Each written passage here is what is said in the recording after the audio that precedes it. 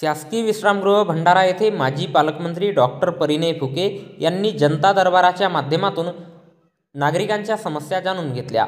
नागरिकांच्या समस्या सोडविण्यासाठी भंडारा जिल्ह्याचे माजी पालकमंत्री तथा आमदार डॉक्टर परिणय फुके यांच्या वतीने जनता दरबाराचे नियमित स्वरूपात आयोजन करण्यात येत असते। या माध्यमातून आजवर हजारो नागरिकांच्या समस्या मार्गी लागल्या आहेत।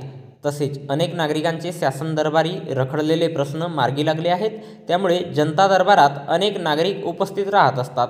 याच पद्धतीने दिनांक 27 डिसेंबर 2024 रोजी दुपारी 3 ते सायंकाळी 5 वाजता दरम्यान भंडारा येथील शासकीय विश्रामगृहात जनता दरबाराचे आयोजन करण्यात आले होते। यावेळी अनेक नागरिकांनी भेट देऊन त्यांच्या समस्या डॉक्टर फुके यांच्या समक्ष मांडल्या।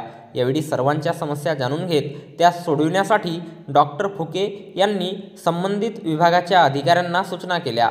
तर यावेळी काही नागरिकांनी त्यांच्या प्रश्नांबाबत दिलेले निवेदन स्वीकारून त्यांच्या समस्या तातडीने सोडविण्याबाबत डॉक्टर फुके यांनी आश्वस्त केले।